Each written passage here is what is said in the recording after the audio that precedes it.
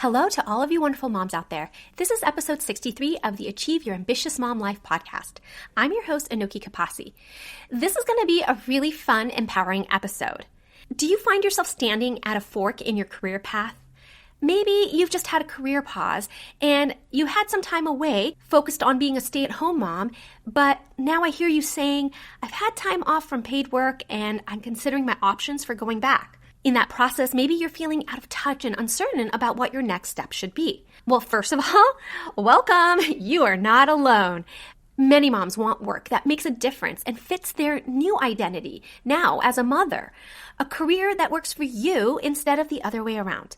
What you need is a clear roadmap for that transition. Specific steps that take a lot of the thinking out of the process because you're already so overwhelmed by it. And so that's why today I'm going to be providing 3 powerful steps that you can take as you're now looking beyond your career pause. I'll be sharing these 3 powerful strategies so you're going to be moving forward with confidence and you'll have clarity that's going to bridge that gap from your stay-at-home mom experience to that next chapter in your career. These power moves are going to help you reframe your career pause into something that's actually strategically advantageous. And from there, you're going to be able to create work that truly aligns with your life as a mom while you can showcase all of your valuable skills that you've gained. And yes, you have gained skills even while you've been a mom at home.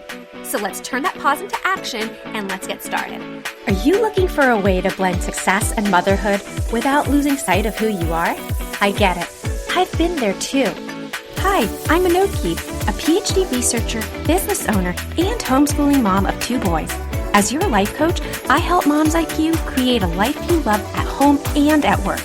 If you're ready to stop feeling overwhelmed, overscheduled, and overlooked, and want a clear roadmap to a balanced life, a meaningful career, and finally feeling like yourself again while being the awesome mama that you are, you're in the right place. In this journey to create the life you truly desire, it's time to rediscover your dreams and achieve your ambitious mom life. Hi, friends. I'm really appreciating all of you listeners that have been leaving reviews for me. I'm going to read one review from a listener named RMS.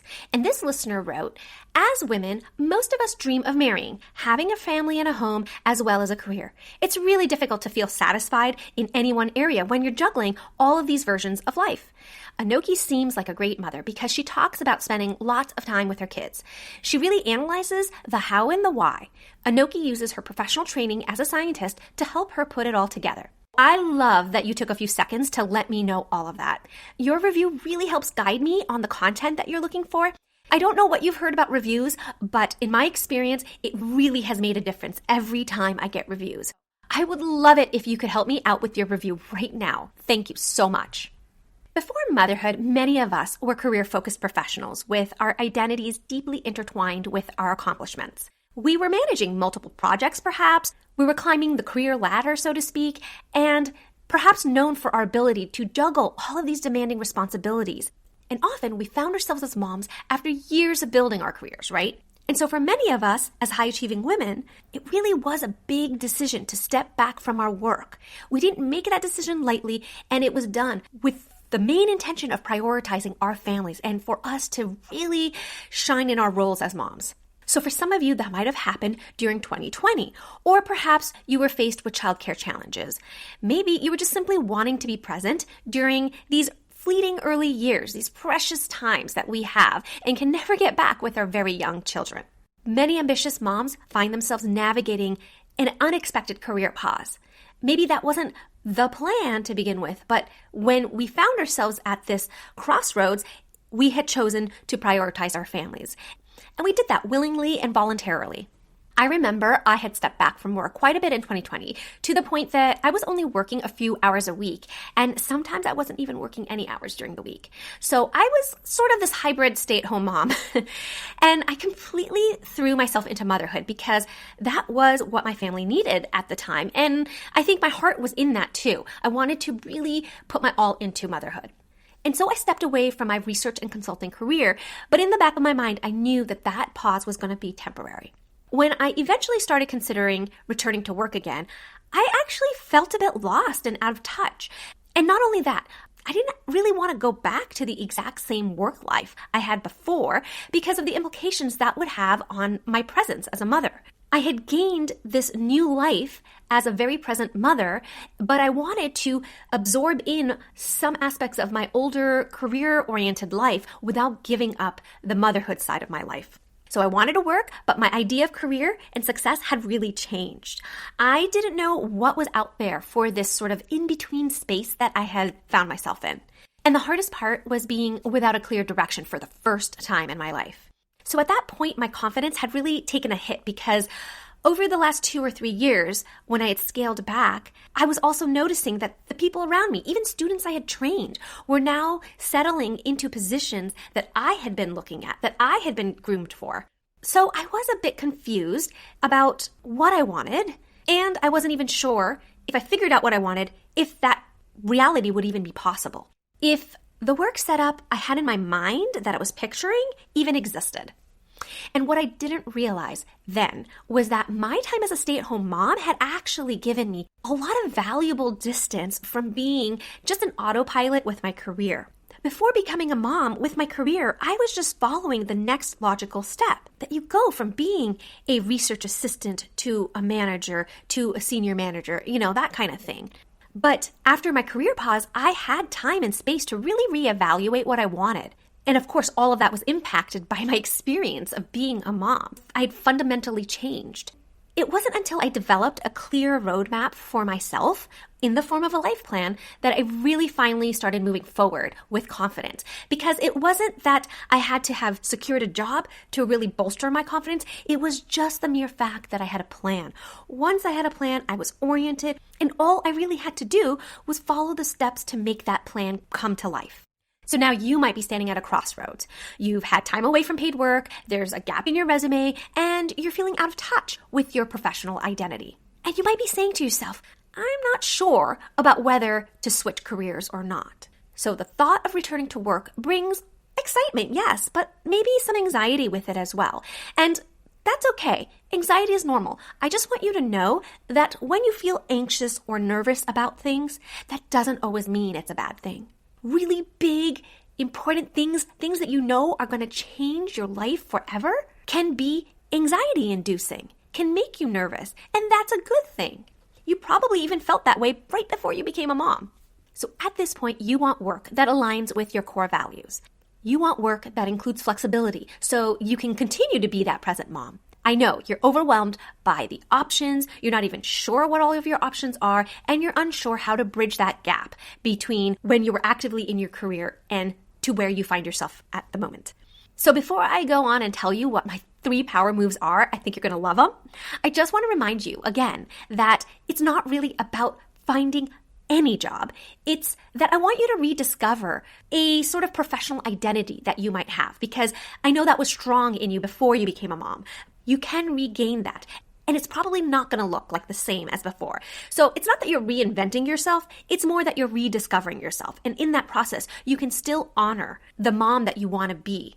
You can incorporate in the new set of priorities that you have in motherhood.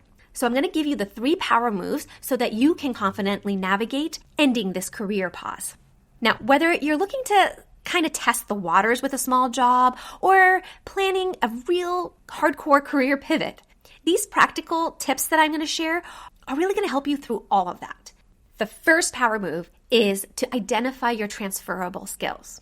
This really starts off with you recognizing that your time as a stay-at-home mom hasn't really just been a career pause. It's actually been a sort of transformation, okay? Because you've still been growing. It's just not necessarily in a formal work environment. And whether you're aware of it or not, as a mom, you've been developing numerous high-value skills during this time at home.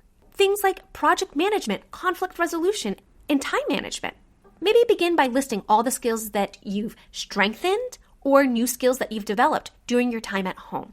And this is a sort of thinking outside the box kind of activity. It requires you to use a bit of critical thinking. So here's some more examples. Maybe you managed complex family schedules, you coordinated volunteer work, or organized events for your children's school. Perhaps you cared for someone with high medical needs, or you handled the household finances with complete precision.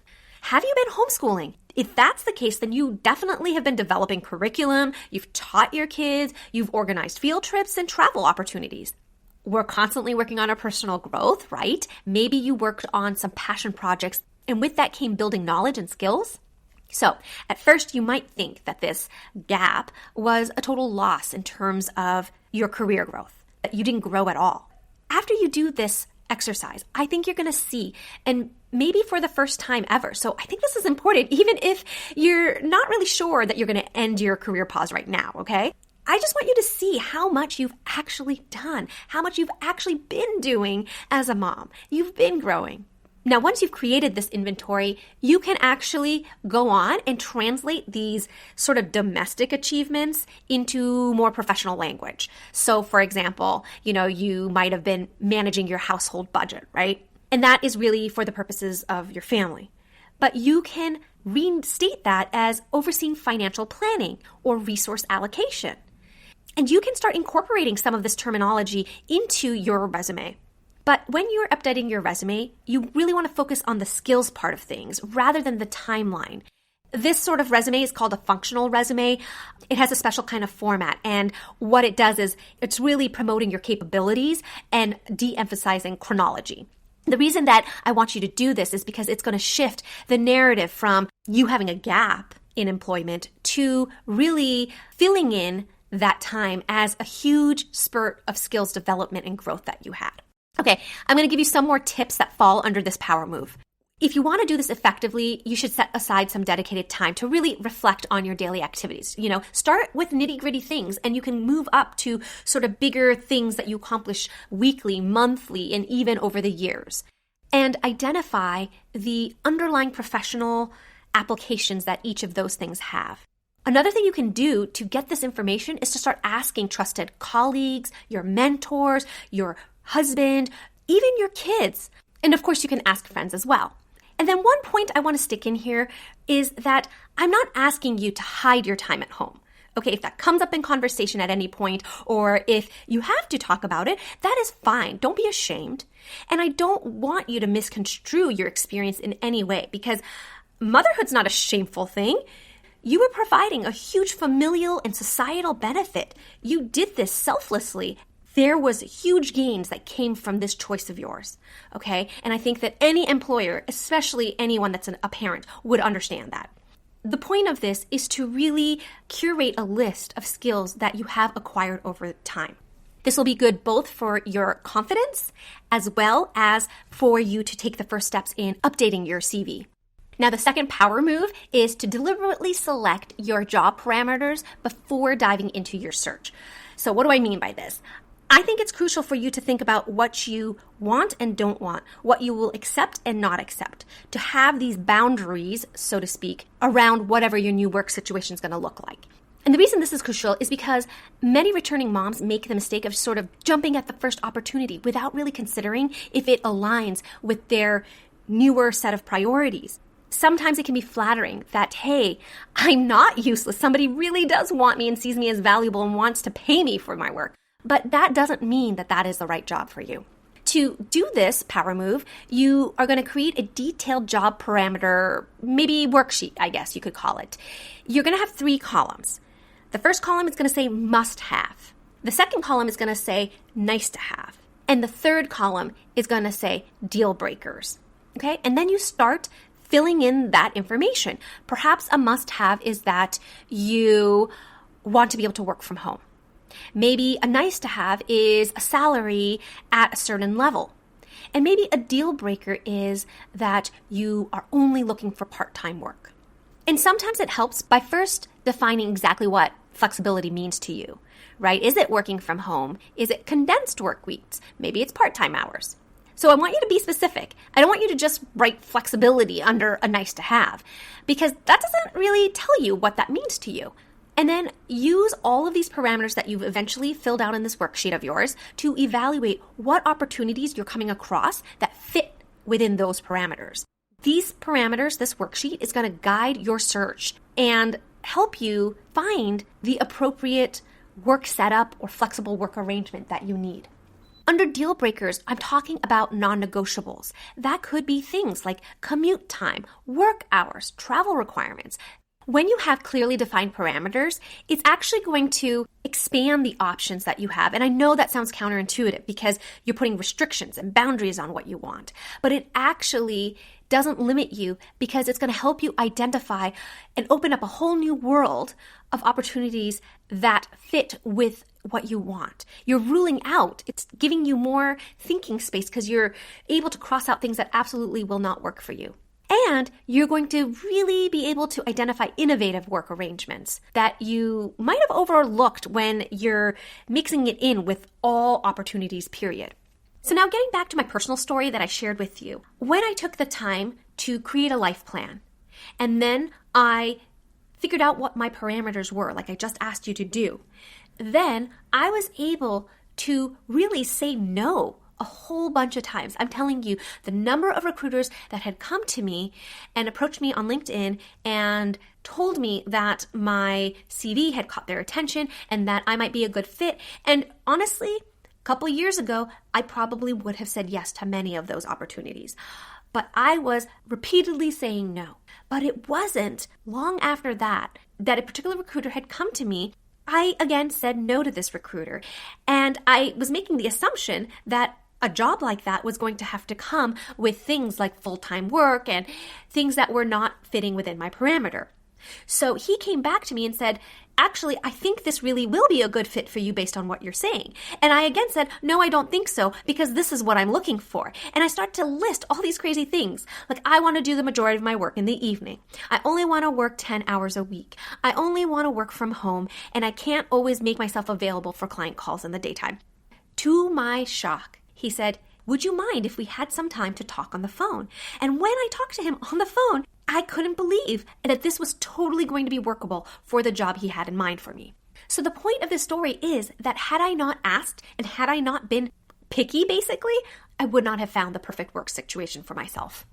Okay, and the last power move is to look at your life plan to define your ideal professional role. Now, this strategy is based on the understanding that motherhood often reshapes our definition of success and our purpose even in life. So I want you to begin by revisiting or creating your life plan, a document that's going to articulate, your core values, long-term vision, and personal definition of success. And if you don't have a life plan, did you know that I have a coaching program that helps high-achieving moms build their own custom life plan?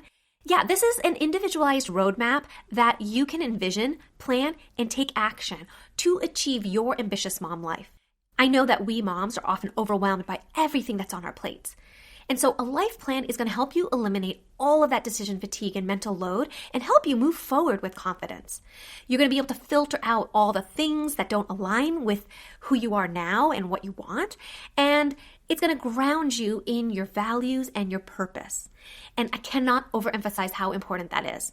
So if this is something that you want, especially if you're at this point now with a career pause and trying to move forward, this is the perfect time to create a life plan. It's going to give you a clear path forward, not just for, this year, but for years to come. So if that sounds like something you'd like, then take that free exploratory call with me using the link in the show notes below. Okay, with your life plan, you can consider how your professional identity fits with this broader life vision of yours, this vision you have for 5 years out, 10 years out, 30 years out. Because in order to get that, you have to make intentional decisions now. And that's what your life plan is going to help you with.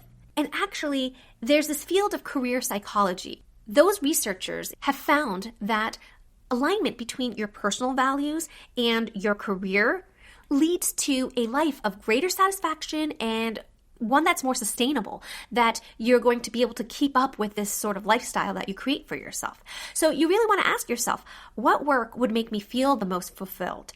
And how can I find work that helps me honor my priorities, especially as a mom? Questions like that, along with your life plan, can really clarify making a pivot or shifting to completely different kinds of work. If you don't have a life plan and you're trying to implement this strategy of defining your professional identity, then you can journal and ask yourself more questions like, what impact do I want to make? What does success look like for me now? Write your answers down and start looking for patterns. Circle things, highlight things, whatever you need to do to get that clarity. I know this purpose-driven approach is going to work for you because it is how you can ensure that you can make your next moves in a really thoughtful way, in a way that's going to advance you towards what truly matters for you now, as well as towards your vision, your future. So I really want this episode to be encouragement for you on your career journey. I want you to follow a path that feels authentic, that feels right, and in line with who you are as a mom today. So I'm going to recap the 3 power moves for stay-at-home moms who are transitioning back to work. Honestly, this can apply for anyone who sort of had a career pause. The first one is to identify your transferrable skills. The second is to define your job parameters. And the third is to use a life plan to find your professional identity. Now, you might be feeling unprepared to re-enter, and I know that it can be scary. But as we've discussed, your career pause hasn't been wasted time. When you make the time to look, you're going to notice all of the valuable personal and professional development that you've actually undergone. Yeah, it is possible to grow professionally even as a stay-at-home mom.